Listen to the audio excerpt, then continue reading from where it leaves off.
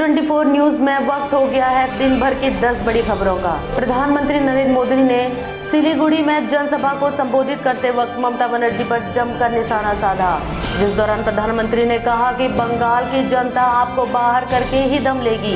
गरीबों की दुश्मन टीएमसी सरकार को अब जाना ही होगा। प्रधानमंत्री नरेंद्र मोदी ने जनसभा में गोरखा टोपी लगाए हुए बांग्ला भाषा में संबोधन की शुरुआत की। इस दौरान प्रधानमंत्री ने ममता बनर्जी पर जोरदार हमला बोला। प्रधानमंत्री ने कहा कि भाजपा सरकार बनने के बाद ट्रिपल टी यानी ट्री, टूरिज्म और टिम्बर को प्राथमिकता दी जाएगी। इस बीच प्रधानमंत्री ने ममता बनर्जी के लिए कहा कि दीदी ओ दीदी, अब आपको गरीब का दर्द और परेशानी नहीं दिखती। गरीबों के दुश्मन टीएमसी सरकार को अब जाना ही होगा। इसके साथ ही प्रधानमंत्री ने अपने संबोधन में यह भी कहा कि असम में भाजपा की डबल इंजन सरकार ने चाय बागान में काम करने वाले साथियों को घर, अस्पताल, स्कूल, भूमि पट्टा और लगभग दोगुनी मजदूरी सुनिश्चित की है। ऐसे ही काम 2 मई के बाद बंगाल में भी होने वाले हैं। प्रधानमंत्री ने अपने संबोधन के दौरान कहा कि यह क्षेत्र देश की सुरक्षा के लिए काफी महत्वपूर्ण है, लेकिन अंदर से ही देश की सुरक्षा को चुनौती दी जा रही है। तुष्टीकरण की राजनीति ने सुरक्षा को प्रभावित किया है। ऐसे में केंद्र सरकार ऐसे तत्वों से निपट रही है और बंगाल में भाजपा की सरकार बनने के बाद ही क्षेत्र से ऐसी हर ताकत को हटा दिया जाएगा जिसे टीएमसी सरकार ने लाकर बसाया है। साथ ही प्रधानमंत्री ने जनसभा में सभी से भारी संख्या में मतदान करने की अपील भी की, जिसके लिए उन्होंने कहा कि भाजपा की सरकार बनेगी तो उनकी समस्याएं दूर की जाएंगी।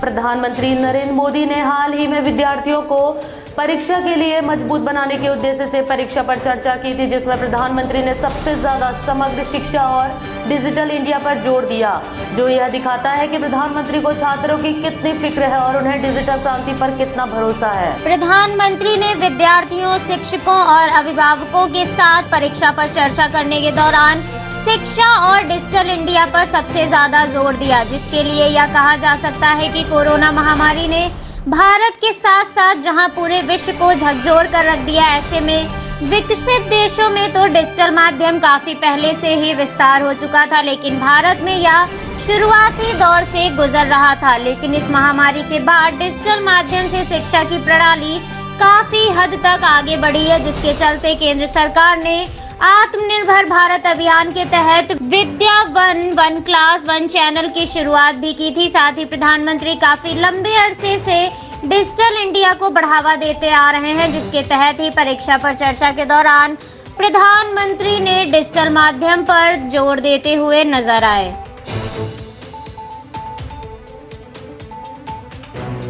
पश्चिम बंगाल विधानसभा चुनाव में चौथे चरण का मतदान जारी है। इस बीच प्रधानमंत्री मोदी और गृह मंत्री अमित शाह लोगों से रिकॉर्ड तोड़ मतदान करने की अपील कर रहे हैं। चौथे चरण में हुगली, हावड़ा, दक्षिण 24 परगना, कूच बिहार और अलीपुरद्वार की 44 सीटों पर वोट डाले जाने हैं, जिसके लिए प्रधानमंत्री और गृह मंत्री ने लोगों से भारी संख्या में मतदान करने की अपील की। चौथे चरण के मतदान के लिए गृह मंत्री अमित शाह ने चुनाव में पहली बार मतदान करने वाले लोगों से भारी संख्या में बाहर आने और मतदान करने की अपील की है, जिसके लिए उन्होंने ट्वीट करके लिखा कि आपका वोट भ्रष्टाचार मुक्त सरकार पश्चिम बंगाल की प्रगति और विकास सुनिश्चित करेगा। इसी बीच प्रधानमंत्री नरेंद्र मोदी ने भी पश्चिम बंगाल विधानसभा चुनाव के चौथे चरण में मतदाताओं, खासकर युवाओं और महिलाओं से रिकॉर्ड संख्या में मतदान करने की अपील की। साथ ही कई उम्मीदवारों ने भी लोगों से भारी संख्या में मतदान करने की अपील की, जिसमें बहलापुर से भाजपा उम्मीदवार पायल सरकार ने ट्वीट करके लिखा कि मेरे निर्वाचन क्षेत्र में 57% मतदाता महिलाएं हैं और मैं उनके साथ खड़ी हूं, जिसके लिए मैं लोगों से मतदान केंद्र पर आने और वोट डालने की अपील करती हूं। सुरक्षा बल पूरी तरह से तैनात है और मैं यह विश्वास दिलाती हूं कि आज सब कुछ बहुत शांति से होगा।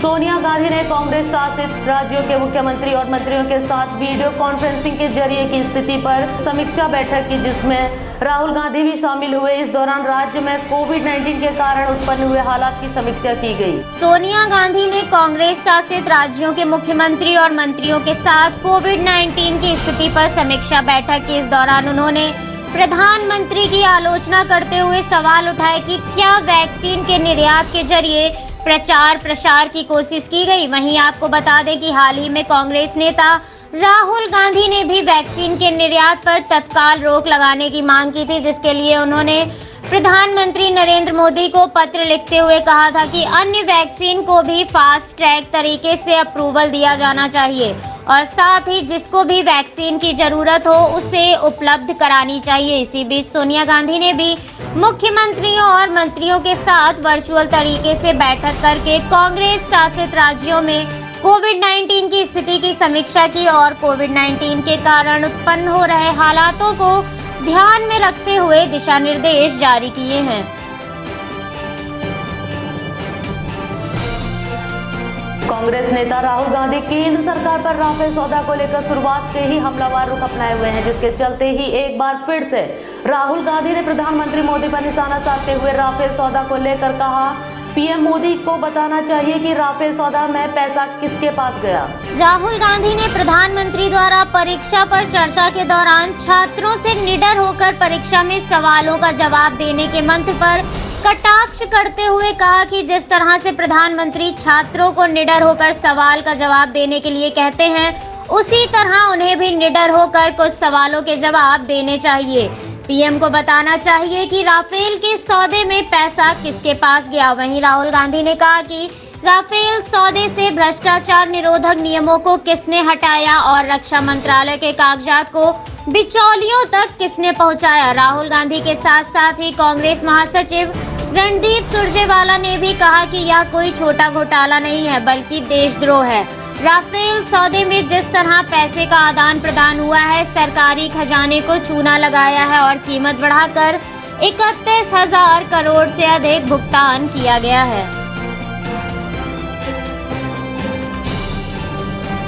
छत्तीसगढ़ में बढ़ते कोरोना संक्रमण के मामलों को ध्यान में रखते हुए भूपेश बघेल सरकार अलर्ट होते नजर आ रही है, जिसके चलते ही सरकार जल्द ही हवाई अड्डों और रेलवे स्टेशनों पर RT-PCR परीक्षण शुरू करने की तैयारी में है। छत्तीसगढ़ के मुख्यमंत्री भूपेश बघेल ने बताया कि राज्य में बढ़ते कोरोना संक्रमण के मामलों के तहत जल्द ही सरकार हवाई अड्डों और रेलवे स्टेशनों पर RT-PCR परीक्षण शुरू करेगी, जिसके लिए मुख्यमंत्री ने विभिन्न मीडिया हाउस के संपादकों के साथ एक आभासी बैठक की और कोविड-19 की रोकथाम के बारे में सुझाव मांगते हुए आर्थिक गतिविधियों के संचालन को लेकर भी जानकारी दी। इसके साथ ही मुख्यमंत्री ने प्रधानमंत्री नरेंद्र मोदी से टीकाकरण की न्यूनतम आयु 18 वर्ष निर्धारित करने का भी अनुरोध किया। प्राप्त जानकारी के अनुसार छत्तीसगढ़ में अब तक कुल 33,27,552 लोग वैक्सीन लगवा चुके हैं, जिसमें 87% स्वास्थ्यकर्मी, 84 फ्रंटलाइन वर्कर और उसके बाद 43% 45 वर्ष से अधिक आयु के लोग शामिल हैं। देश के 5 राज्यों में चुनाव चल रहे हैं, जिनमें से पश्चिम बंगाल का सबसे ज्यादा माना जा रहा है, जिसे जीतने के लिए भाजपा और टीएमसी आमने सामने हैं और न सिर्फ जुबानी जंग बल्कि हाथों पैरों से भी जंगें चल रही हैं। इसी बीच रणनीतिकार प्रशांत किशोर का एक क्लिप वायरल हो रहा है, जिसमें वह यह बोलते नजर आ रहे हैं कि पीएम मोदी पश्चिम बंगाल में काफी लोकप्रिय हैं। बीते समय में भाजपा के रणनीतिकार रहे प्रशांत किशोर अब टीएमसी के रणनीतिकार के रूप में कार्य कर रहे हैं। पश्चिम बंगाल के चुनाव में राजनीति जोरों पर है और इसी में प्रशांत किशोर का एक क्लिप वायरल हो गया है, जिसमें वो यह कहते हुए नजर आ रहे हैं कि पीएम मोदी पश्चिम बंगाल में काफी लोकप्रिय हैं। भाजपा के आईटी इंचार्ज अमित मालवीय ने इस क्लिप को ट्विटर पर शेयर किया है, जिसमें प्रशांत किशोर द्वारा पश्चिम बंगाल में पीएम मोदी को लोकप्रिय कहा जा रहा है और साथ में वॉइस क्लिप में यह भी कहते हुए नजर आ रहे हैं कि टीएमसी के खिलाफ सत्ता विरोधी लहर होने की संभावना है। हालांकि इस पर प्रशांत किशोर ने जवाबदेही देते हुए कहा कि मुझे जानकर अच्छा लगा कि भाजपा मेरी क्लब हाउस चैट को अपने नेताओं के शब्दों से अधिक गंभीरता से ले रही है, जिसके लिए प्रशांत किशोर ने कहा कि आप बातचीत को जारी रखें। किसी एक हिस्से को आपके द्वारा जारी किया गया है, जिसके बाद एक और क्लिप सामने आई जिसमें कहा जा रहा है कि मोदी ममता समान रूप से लोकप्रिय हैं। वहीं इस पर भाजपा नेता लॉकेट चटर्जी ने भी पलटवार करते हुए कहा कि प्रशांत किशोर भी जानते हैं कि मोदी जी सर्वश्रेष्ठ हैं और उनके नेतृत्व में सुनार बांग्ला बनाई जाएगी, लेकिन लोगों को बेवकूफ बनाने के लिए वह टीएमसी से जुड़े हैं।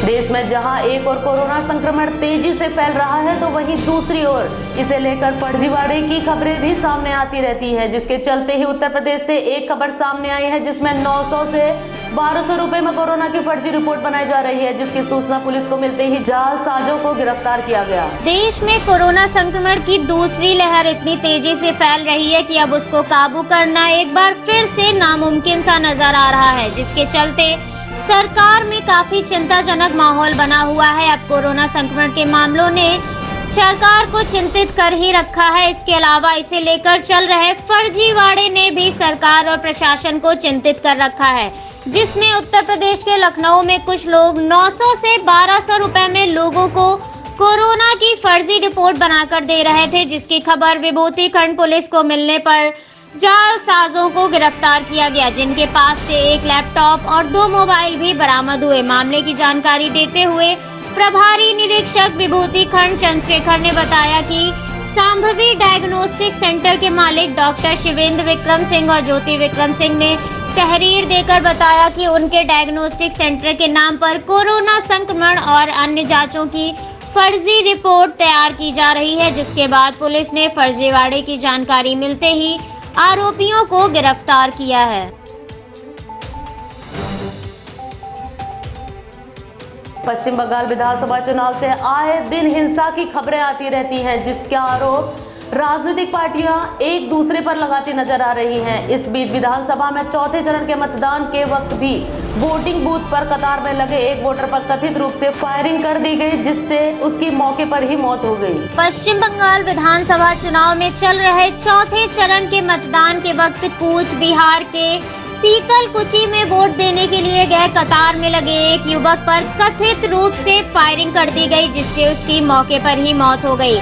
मृतक के परिजनों ने हत्या का आरोप तृणमूल कांग्रेस पर लगाया, जिसके लिए परिजनों का कहना है कि आनंद भाजपा का समर्थक था, इसलिए उसे गोली मार दी गई।